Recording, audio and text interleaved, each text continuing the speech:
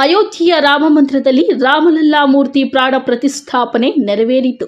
ಸುಮಾರು 5 ದಶಕಗಳ ನಂತರ ಅಯೋಧ್ಯೆಯ ರಾಮ ಜನ್ಮಭೂಮಿಯಲ್ಲಿ ರಾಮ ಮಂದಿರ ಲೋಕಾರ್ಪಣೆಯಾಯಿತು. ಪ್ರಧಾನಿ ನರೇಂದ್ರ ಮೋದಿ ಸೇರಿದಂತೆ ಸಾವಿರಾರು ಗಣ್ಯರು ಸಮಾರಂಭದಲ್ಲಿ ಭಾಗವಹಿಸಿದ್ರು. ದೇಶದಾದ್ಯಂತ ಸಂಭ್ರಮಾಚರಣೆ ಮನೆ ಮಾಡಿದೆ. ಚಿಕ್ಕಬಳ್ಳಾಪುರ ನಗರದ ಕೋದಂಡರಾಮಸ್ವಾಮಿ ದೇವಾಲಯದಲ್ಲಿ ಶ್ರೀರಾಮನಿಗೆ ವಿಶೇಷ ಹೂವಿನ ಅಲಂಕಾರ, ಅಭಿಷೇಕ, ಪೂಜೆ, ಹೋಮಗಳು ಮಾಡುವ ಮೂಲಕ ಆಚರಣೆ ಮಾಡಿದ್ರು. ದೇವಾಲಯಕ್ಕೆ ಬಂದ ಭಕ್ತಾದಿಗಳಿಗೆ ಪ್ರಸಾದ, ಪಾನಕ, ಹೆಸರುಬೇಳೆ ವಿನಿಯೋಗ ಮಾಡಿದ್ರು. ಇನ್ನು ನಗರದ ಪ್ರಮುಖ ರಸ್ತೆಗಳಲ್ಲಿ ಶ್ರೀರಾಮನನ್ನ ಹೊತ್ತ ಪಲ್ಲಕ್ಕಿಗಳನ್ನ ಮೆರವಣಿಗೆ ಮಾಡಿದ್ರು. ಈ ವೇಳೆ ಶ್ರೀರಾಮನ ಭಕ್ತ ಮಹಿಳೆಯರು ಕೆಂಪು ಸೀರೆಯನ್ನ ಉಟ್ಟು ಕೈಯಲ್ಲಿ ಭಗವದ್ ಧ್ವಜವನ್ನ ಹಿಡಿದು ಜೈ ಶ್ರೀರಾಮ್ ಎಂದು ರಸ್ತೆಯ ಉದ್ದಕ್ಕೂ ಘೋಷಣೆ ಕೂಗಿದ್ರು.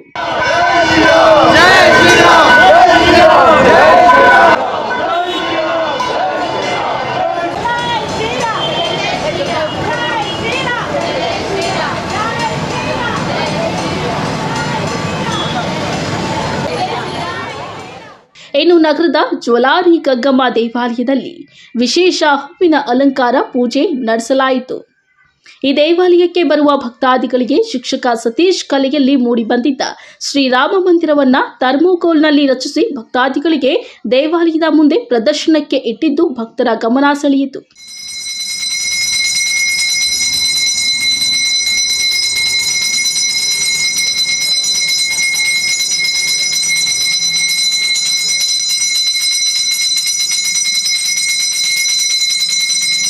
गणपति तन्नो वाम ओम गणानान्त्वा गणपतिगं नमामहे कविं कवीनाम ओम गणानान्त्वा गणपतिगं नमामहे कविं कवीनाम भवस्तवस्तवान् ज्येष्ठ लोक कल्याणार्थं वासुदेव पुण्य आदित्यादि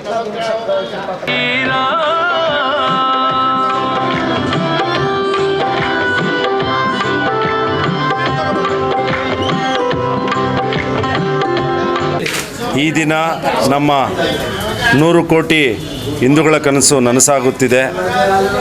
ಈ ದಿನ ನಮ್ಮ ಚಿಕ್ಕಬಳ್ಳಾಪುರ ನಗರದಾದ್ಯಂತ ಹಬ್ಬದ ವಾತಾವರಣ ಮೂಡಿದೆ. ವಿಶೇಷವಾಗಿ ಕೋದಂಡರಾಮಸ್ವಾಮಿ ದೇವಸ್ಥಾನದಲ್ಲಿ ಮಂತ್ರಾಕ್ಷತೆ ಅಭಿಯಾನ ಸ್ಟಾರ್ಟ್ ಮಾಡಿದ್ದೇ ಇದೇ ದೇವಸ್ಥಾನದಲ್ಲಿ ಜಿಲ್ಲೆಯಾದ್ಯಂತ. ಆಮೇಲೆ ಸುಮಾರು ಒಂದು 10 ದಿನ ಹಿಂದೆಗಡೆನೆ ವಿಶೇಷವಾದ ಪೂಜೆ ಅಭಿಷೇಕವನ್ನು ಇಟ್ಟು ದೇವಸ್ಥಾನವೆಲ್ಲ ಅಲಂಕಾರ ಮಾಡಿ ಎಲ್ಲರಿಗೂ ಪ್ರೇರಣೆ ಆಗುವಂತೆ ಇಲ್ಲಿ ಒಂದು ಪ್ರೆಸ್ ಮೀಟ್ ಮಾಡಿದ್ವಿ. ಅದರ ಪ್ರಯುಕ್ತ ನಗರಾದ್ಯಂತ ಎಲ್ಲ ಸುಮಾರು 35 ದೇವಸ್ಥಾನಗಳಲ್ಲಿ ವಿಶೇಷ ಪೂಜೆ ಹಾಗೂ ಹೋಮ ಅಲಂಕಾರ ಇಟ್ಕೊಂಡಿದ್ದಾರೆ. ಇಲ್ಲಿ ಬರುವ ಭಕ್ತಾದಿಗಳಿಗೆ ನಿರಂತರವಾಗಿ 10 ಗಂಟೆವರೆಗೂ ಸಂಗೀತ ಕಾರ್ಯಕ್ರಮ ಇದೆ ಮತ್ತು ಪ್ರಸಾದ ವಿನಿಯೋಗ ಇದೆ. ನಾವೆಲ್ಲ ಹಿಂದೂ ಬಾಂಧವರು ಗರ್ವ ಪಡಬೇಕು ಈ ದಿನ. ಯಾಕೆ ಅಂದರೆ ಅಡ್ವಾಣಿ ರಥಯಾತ್ರೆಯಲ್ಲಿ ನರೇಂದ್ರ ಮೋದಿಜಿಯವರು ಆ ಸಂಯೋಜಕರಾಗಿದ್ದರು. ಈಗ ಅದೇ ಮಹಾನ್ ಭಾವರು ಈಗ ಅದನ್ನು ಪ್ರಾಣ ಪ್ರತಿಷ್ಠಾಪನೆಯನ್ನು ಉದ್ಘಾಟನೆ ಮಾಡ್ತಾ ಇದ್ದಾರೆ. ನಮಗೆಲ್ಲ ಭಾರಿ ಸಂತೋಷ ಆಗ್ತಾ ಇದೆ. ಇಡೀ ಚಿಕ್ಕಬಳ್ಳಾಪುರ ನಗರಾದ್ಯಂತ ಹಬ್ಬದ ವಾತಾವರಣ ಮೂಡಿ ಬಂದಿದೆ. ಎಲ್ಲ ಹಿಂದೂ ಬಾಂಧವರಿಗೂ ಈ ದಿನ ಮತ್ತು ಅದೇ ಥರ ಚಿಕ್ಕಬಳ್ಳಾಪುರದಲ್ಲಿ ನಮಗೆ ಉತ್ತರಕ್ಕೆ ಬರುತ್ತೆ. ನಾನೆಲ್ಲ ಮಾತೆಯರಿಗೂ ನೆನ್ನೆನೇ ವಿನಂತಿ ಮಾಡಿದ್ದೀನಿ, ಸಂಜೆ 5 ದೀಪ ಅಂಟಿಸಿ ಎಲ್ಲರೂ ನಮಗೆ ಚಿಕ್ಕಬಳ್ಳಾಪುರಕ್ಕೆ ಉತ್ತರ ದಿಕ್ಕಿಗೆ ಬರುತ್ತೆ. ಆ ಥರ ಅದನ್ನು ಹೇಳಿ ಮತ್ತು ನಿರಂತರವಾಗಿ ಈ ಕಾರ್ಯದಲ್ಲಿ ಕೈ ಜೋಡಿಸ ಎಲ್ಲ ರಾಮ ಭಕ್ತರಿಗೂ ಧನ್ಯವಾದ ತಿಳಿಸುತ್ತೇನೆ.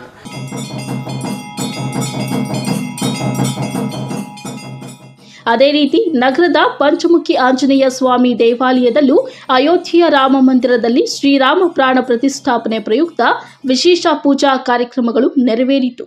ನಗರದಲ್ಲಿ ಅಲ್ಲಲ್ಲಿ ಭೇದ ಭಾವವಿಲ್ಲದೆ ಶ್ರೀರಾಮನ ಪೂಜೆ ಸಲ್ಲಿಸಿ ಶ್ರೀರಾಮ್ ಎಂದು ಘೋಷಣೆಗಳನ್ನು ಕೂಗುತ್ತಾ ಸಂಭ್ರಮಿಸಿದ್ರು.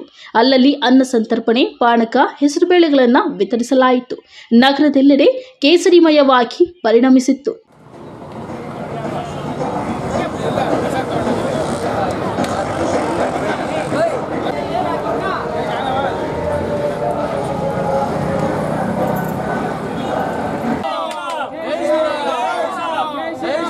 ಜೈ ಶ್ರೀರಾಮ್ ಸರ್. ನಮ್ಮದು ಚಿಕ್ಕಬಳ್ಳಾಪುರ.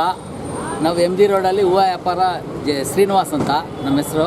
ಇಲ್ಲಿ ಹೂವು ಅಂಗಡಿಗಳವರು ನಮ್ಮ ಇಲ್ಲಿ ಪಕ್ಕದಲ್ಲಿ ಮುಸಲ್ಮಾನ್ ಬಾಂಧವರು ಕೆಂಗೇರಿ ಅಂತಿದ್ದಾರೆ. ಅವರೆಲ್ಲ ಸೇರಿ 500 ವರ್ಷದಿಂದ ಈ ದೇವಸ್ಥಾನ ಕಟ್ಟುವಂಥ ಕನಸು ಇವಾಗ ನನಸಾಗಿದೆ. ಈ ನಮ್ಮ ಇದರಲ್ಲಿ ಸೌಹಾರ್ದತೆಯಿಂದ ನಮ್ಮ ಅಣ್ಣ ತಮ್ಮಂದ್ರಂಗೆ ಎಲ್ಲ ಸೇರಿ ಈ ದೇವ್ರದ ಪೂಜೆ ಮಾಡಿ ಇಲ್ಲಿ ಅನ್ನಪ್ರಸಾದವನ್ನು ನಾವು ಮಾಡ್ತಾಯಿದ್ದೀವಿ ಸರ್. ಹೇಳಿ ಸರ್. ಜೈ ಶ್ರೀರಾಮ್.